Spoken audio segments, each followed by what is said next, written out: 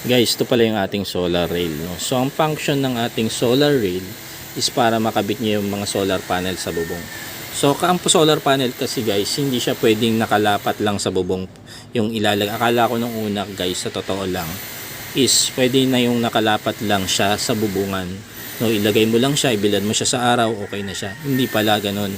So, kailangan pala ng ating solar panel ng ng magpapalamig sa kanya. So pag nakalapat kasi yan sa bubong guys at uminit yung bubong nyo ng gusto, pag iinit din yung siyempre yung solar panel. So pag uminit ang solar panel guys ng sobra-sobra, kahit na nag-harvest siya ng energy, bababa yung kanyang pag-harvest guys kasi sobra yung init niya, bumababa yung efficiency ng inyong solar panel.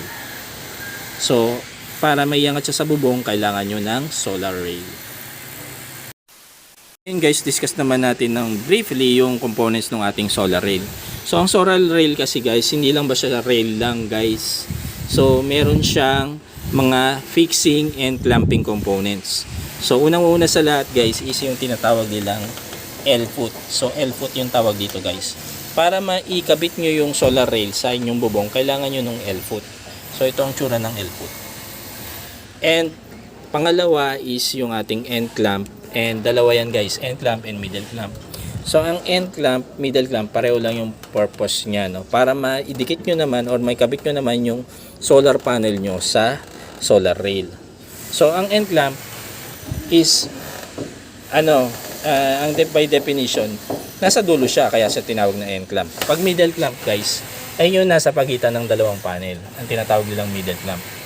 And kung gusto nyo kung mahaba yung solar rail nyo na nagagawin, is kailangan nyo ng tinatawag nilang splice. So ito yung tinatawag nilang splice. Yan yung splice para makabit. Dalawang solar rail to guys. Isang 2.2 meters tsaka 1.1 meters. So pinagkabit ko sila sa pamamagitan ng splice.